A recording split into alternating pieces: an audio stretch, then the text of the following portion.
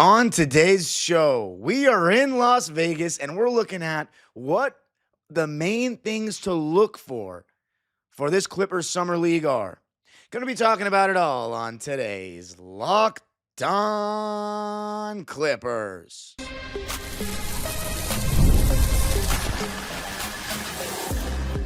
You are Locked On Clippers, your daily Los Angeles Clippers podcast, part of the Locked On Podcast Network. Your team every day.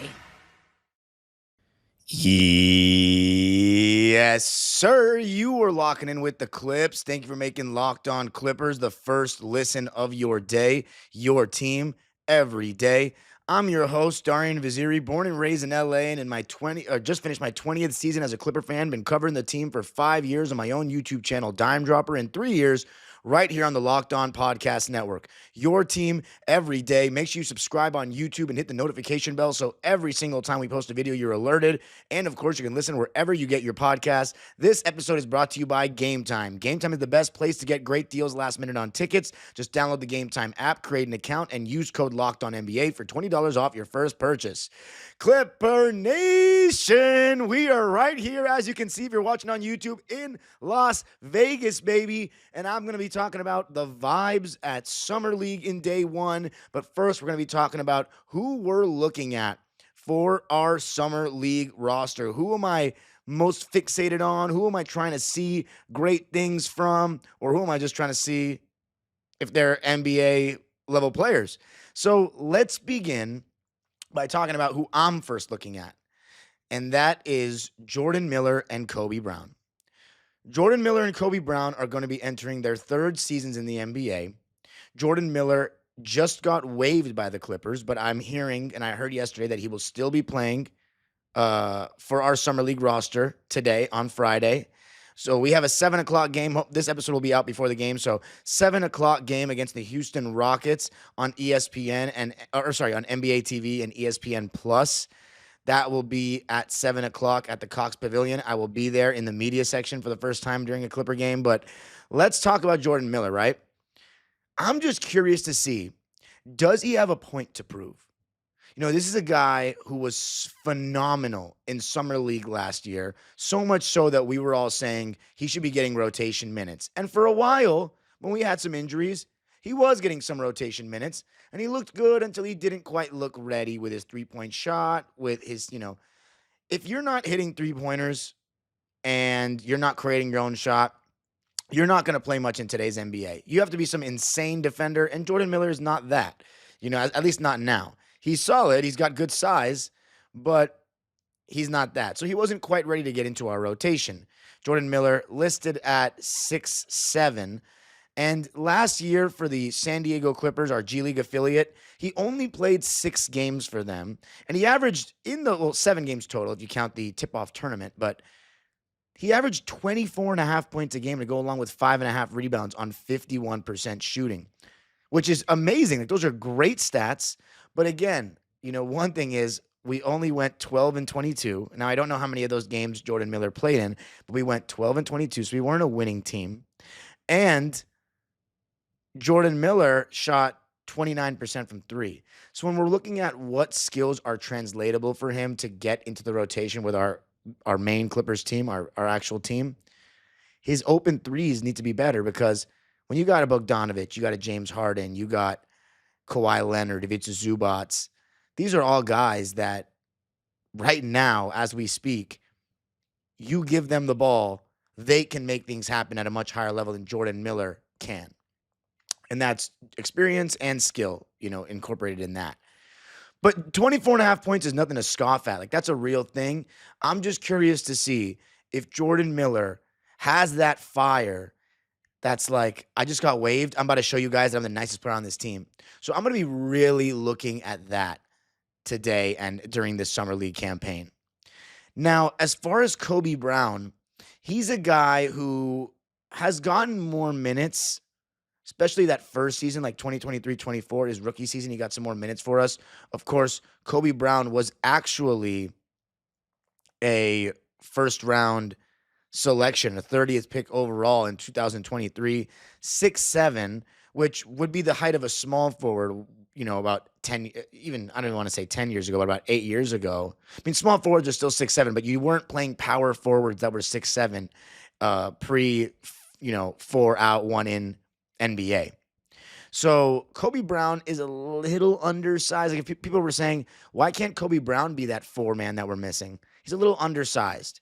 And again, it's the 3-point shot. You look at his numbers in the 84 games he's played as a professional for our LA Clippers. He's shot 29% his rookie year from 3 and 23% his sophomore year this past season. So yes, he's not getting real minutes, 9 minutes a game the first year and 7 minutes a game the second year. He's not getting consistent run like that. So it's hard to make these assessments. But, in Summer League, he had some good showings last year. But again, it's different when the bright lights of the NBA come on. And Kobe Brown and Jordan Miller, despite being more experienced guys who spent multiple years in college and have a good feel for the game and great maturity, at the end of the day, if they're not going to make open threes off of Kawhi Leonard and James Harden's gravity, then they're not going to break into the rotation anytime soon. So, and Kobe Brown's not a self-creator really either. I like his strength. He's an underrated passer. But I'm looking at it this way. Kobe Brown has to perform or he won't be an NBA player or a Clipper for that much longer. He's got to, it's put up or shut up. I mean, he played 5 games last season for the San Diego Clippers, 6 if you count the tip-off tournament. He averaged 19 points, 6 rebounds, and 3 assists on 44, 29, 73 splits. So again, the efficiency's not great. He is averaging 19 points, though. I'll give him that. But that matters a little bit. So this, for me, I'm looking at as like, it's your third year playing Summer League for both of them. They got to perform. They got to stand out. Because if they're not standing out, I don't think Jordan Miller is going to get picked back. Like, we'll see, because the Clippers still have some two-way contracts to give out. But I'm just looking at, are they able to stay in the NBA? Because if they're not, then that would mean that the Clippers had a couple of fumbled picks yet again. But I'm rooting for them, of course. I'm absolutely rooting for them. But I'm looking to see, has Jordan Miller's jump shot gotten better? Has his handle gotten better? Is he playing, he's a little shiftier, have a little more wiggle in his game. Same with Kobe Brown. He's a big body. He's not really the shiftiest guy. Does he have a post game now? I'm going to be looking at all these things. So Jordan Miller, Kobe Brown are, for me, who I'm looking at as, this is kind of the last chance. Like, you got to show us that you are something, or else the NBA, I don't know how much longer they're going to be in it. And it sucks. It's a really hard business. It's much harder to stay in the league than it is to make the league, some people say. I don't know how true that is, because, I've never stayed in the league, but I know how hard it is to make the NBA, and I wasn't even close. So, and I had those dreams as a kid like everybody else. So it's hard to make the league. You need to hit the genetic lottery. But then it's a different ballgame when it comes to when you're in the league, and it's hard to stay in it. But coming up, going to be talking about which new players I am excited to see for this Clippers Summer League roster coming up. I got to tell you a little something about Game Time. There are so many times where I don't know if I want to go to a game till the very last minute. And Game Time is the perfect place to get a good deal on tickets when you're deciding last minute. I went to game 1 of the NLCS, Dodgers and Mets, last minute by myself because I didn't know if anybody could go with me. And I'm like, damn, it's the playoffs. It's going to be really expensive. But Game Time got me a deal and got me in the ballpark for less than $200. I also did the same for the Clippers home opener last year before I was in the swell. So Game Time makes buying tickets fast and simple. Prices on the app actually drop the closer you get to the first pitch, so that makes it a lot easier, and they've got incredible last-minute deals, clear seat views, and a lowest price guarantee that takes the worry out of buying.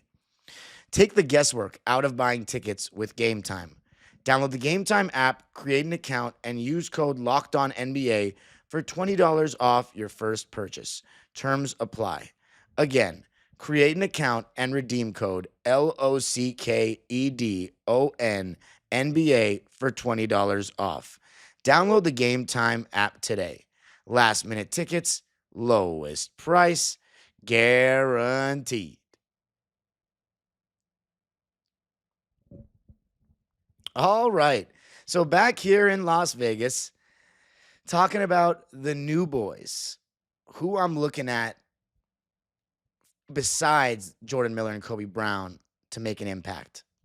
Well, let's talk about last year's picks. Cam Christie, the brother of Max Christie, who is really showing that he is an NBA player and might have a very solid NBA career. He was showing signs with the Lakers, and then he got traded to the Dallas Mavericks and was looking really good with the Dallas Mavericks. I saw him yesterday watching the Dallas Mavericks, the Cooper Flag game. By the way, a vlog of that game is on my channel right now. It was awesome. Bronny James, Cooper Flag. I know it's not Clipper related, but really great buzz in the building. But you better believe that Max Christie is going to be watching Cam Christie today, courtside. And so I'm going to be excited to see that. And Cam Christie last year for the San Diego Clippers averaged 18 points a game to go along with 4.5 rebounds and 2 assists and a steal on 41, 32, 79 splits. So here's the thing about that. The thing that stuck out to me about Cam Christie when we picked him is he's an actual young player. He's turning 20 in 13 days. So he's significantly younger than me, which just sounds insane to say, just given that I'm not used to this being older than NBA players thing really still. But he's 6'5", he's got long arms, and he's got a lot of growing room. So even if, let's say, he doesn't kill it at Summer League, I don't think he's going anywhere. But here's my thing with Cam. He's got a really pretty looking shot. The form is there, but the results haven't quite been. He shot 29% from the field last year in his 13 games. Of course, a lot of those came in garbage time, almost all of them last year for the Clippers, but 29% from the field, 15 from three, and then in the G League last year, he had a much bigger sample size than Jordan Miller and Kobe Brown. He played a total of 40 games, and in the regular season, he shot 41% and 32 from three. Now, granted, 8 out of his 16 shots on average are threes, so true shooting percentage would be a better gauge. But if you're shooting 32% from three, I'm not sure how good your true shooting percentage is going to be. So that's the thing with Cam. He's got a pretty looking shot, but eventually you got to see the ball go through the basket. So that's what I'm going to be looking at with Cam. Can his efficiency be better? Because if he's not efficient, he's not going to get minutes. I think he's got defensive capabilities. I mean, I don't know about as good as Max Christie, because Max Christie can really guard. At one point last season, I'd say he was the best point of attack defender on the Lakers, which was not saying anything. And by the way, for those of you that are saying, I saw some people talking about going back to the Bradley Beal discussion, Darian, your basketball lens is not the end all be all. Absolutely, it's not the end all be all. But here's what I will tell you. No serious team in today's NBA does not start a good point of attack defender. And the Lakers were one of them, and they got smacked in the first round, embarrassed, because they didn't have one. They didn't. They got Austin Reeves, Luka, LeBron, Jackson Hayes, and Rui Hachimura. Which one of those guys is going to slow down Anthony Edwards? They had Austin frickin' Reeves guarding him to start games. So no, just putting a bunch of offense guys out there is not going to be the solution, in my opinion. Now, I could be wrong, but I'm not going to be wrong, because I'm talking about serious title contenders, and we're not going to be doing that. So, especially if we start Bradley Beal. By the way, still waiting on the news with that. No buyout with Phoenix or anything yet. But anyway, back to what matters right now, which is Summer League. That's what I'm looking for with Cam. Do I see any route for Cam, Jordan, and Kobe to get into the rotation this year? Probably not. But because we're not prioritizing young guys. But hopefully he can show us something. Maybe Cam Christie's, remember, he's 19. Maybe he's improved his game off the bounce. Maybe he tries to show some self-creation in this Summer League. But for me, the main thing I'm looking at is his results shooting the basketball. That's really what I'm looking at. And then we've got Trenton Flowers, who showed some real good stuff for our for our G League team last year. 27 games played in the regular season, and then 15 games played in the tip-off tournament. So that gives him a total of 42 games. And in the regular season, because the stats are separate, I wish I could just combine them, but the stats, he averaged 20 points a game, 5 rebounds, 2 assists on 47, 37, 76.5 splits. So those are the best splits if we're talking 3-ball, 2s, and free throws of all the guys I've mentioned so far. Trenton Flowers. And if you're unfamiliar with his game, he's a very good athlete. He's I mean, let's see how much he's played in the NBA. He's 6'7", undrafted, and played one season. Last year, played only 6 games for us. And, I'm not even going to read his stats because it's not relevant. 6 games, 4.5 minutes. But those summer league, I keep saying summer league, those G League numbers are very relevant. 20 points, 5 rebounds on 47, 37, 76.5 splits. So 37% from 3 on 5.5 attempts per game and 47% from the field. I'm not saying he's going to get into the rotation for the Clippers this year if he plays well at summer league. But if he shows us something at summer league, let's say Trenton Flowers shows, hey, I might be better than Jordan Miller. I might be better than Kobe Brown. Maybe he's someone that we look at to keep on the roster for the post-Kawhi era. I don't know. We all want young players, right? All the Clipper fans, the locals, we want more young players. It's not going to happen this year. But when we're building for the future, if Trenton Flowers is really like that, we'll see a little bit more in this summer league. So I just want to see, is his three-point shooting as good at as what these numbers are saying?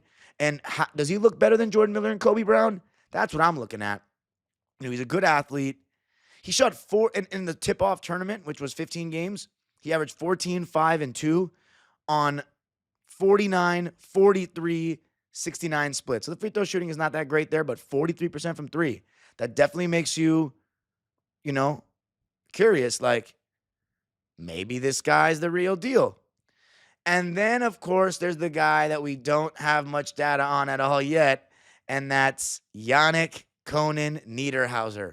I am going to be very excited to see him and Kobe Sanders today. In terms of Kobe Sanders, a lot of size, some playmaking ability. Will he be running the point? Will he be setting up the offense? Are they going over screens on pick and roll? Because if they're just going under the screen, then, to be an elite pick and roll player today, you either have to be really quick, a really good passer, or they have to go over the screen. If you're not a very good passer, because guys like Rondo, John Wall, they were very quick and they were great passers. So even though teams were going, and Westbrook, so even though teams were going under the screen with them, and in terms of Wall and Westbrook, just freak athletes too, if you're going under the screen with them, John Wall, though, had a decent 18-footer for a while. He did with Washington. And Westbrook had a mid-range for a while too. But they're so fast and they're such good passers. I'm talking about a guy, Kobe Sanders, who's proven absolutely nothing so far. So let's see. As far as his playmaking, I'm curious to see what he can do. So I'm going to be looking for that with Kobe Sanders. His size, can it translate to the NBA? Is his athleticism good enough for the NBA?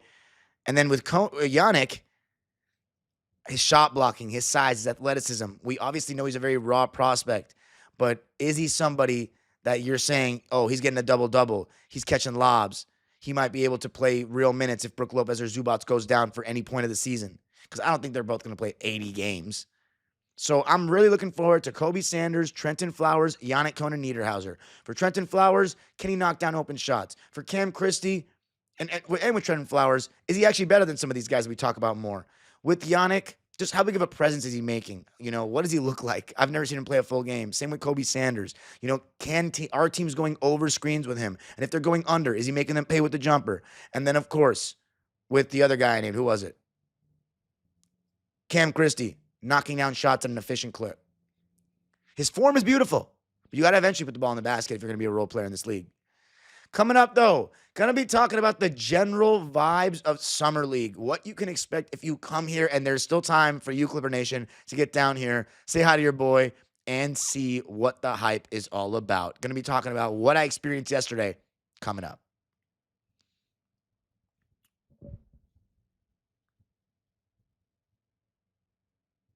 All right, so here in Las Vegas, I got here at 9 a.m. yesterday, tired as hell, spent the whole night, the previous night, packing, doing some errands, so I didn't even sleep.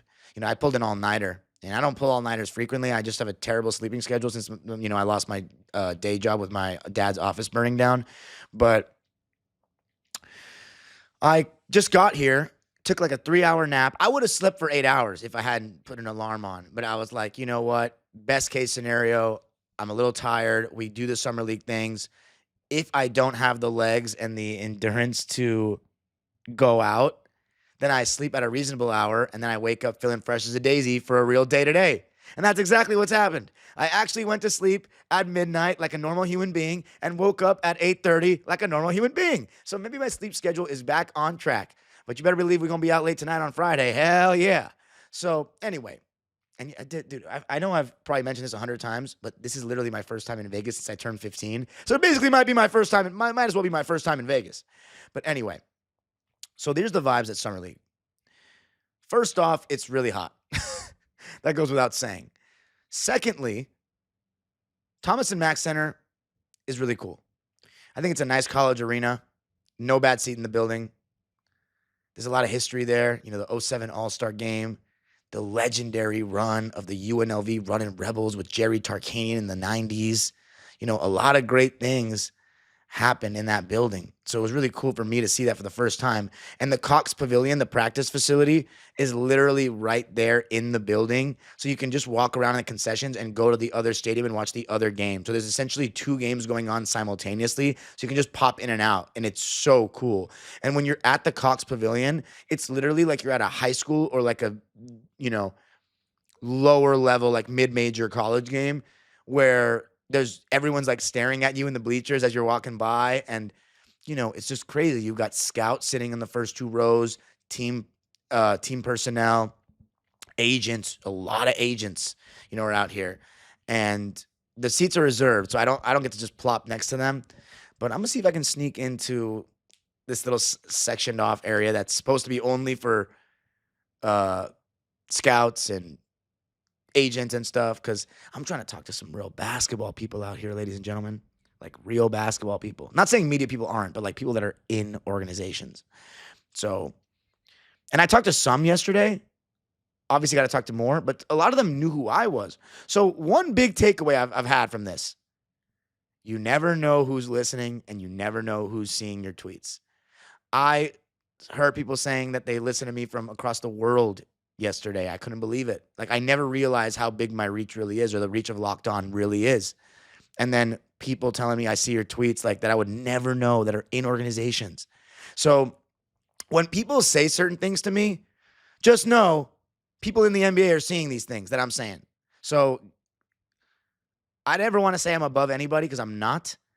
But like, if you think your opinion is so valid, like, why don't you just like build a platform and get people listening? Like, maybe, you know what I'm saying? Why not? Why not if your opinion is so great? My opinion is not great.